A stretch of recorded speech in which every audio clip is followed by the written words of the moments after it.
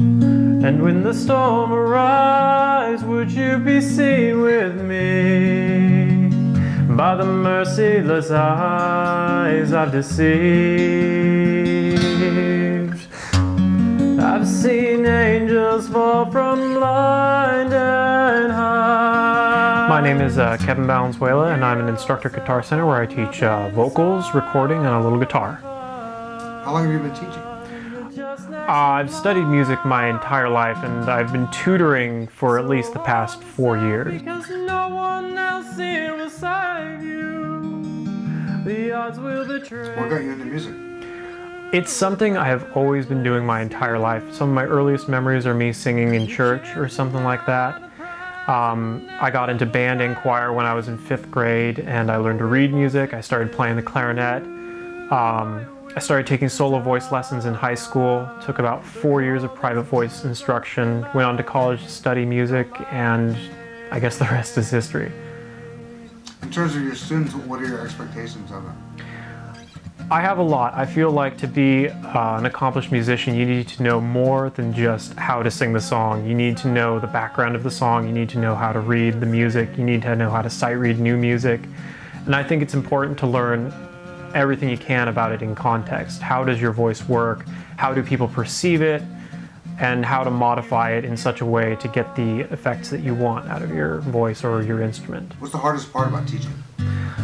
I get a lot of students who come to me and they say, I'm tone deaf, I don't know how to hear different sounds. And it's a challenge, but I've managed to turn those opinions around a couple of times and get them to start hearing differences in tones. And I like to approach it from a couple of different ways to achieve that, but I think that's the hardest one right there, especially when the student is convinced that they can't do something. Convincing them that they're capable of it is the most important thing, I think. Well, she says, hey, how did I come to this?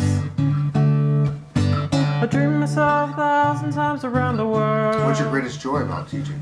I think that light bulb moment, once they get the aha and, oh, that's what you meant.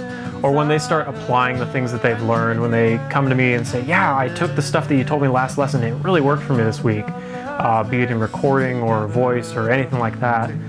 When they start telling me how they've applied it on their own without me needing to look over their shoulder. Wishes it was different. She prays to God almost every I want the students to be able to take what they've learned from me and apply it in the real world. And just sort of have that joy where they can start going out and doing it. Well, I teach the vocal open office hour on Tuesday nights.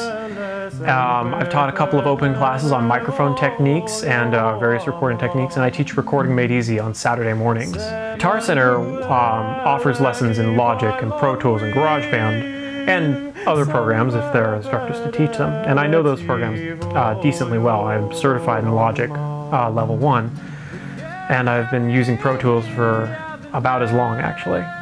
Tell me about your schooling. So in college, I studied everything from clarinet performance to vocal performance.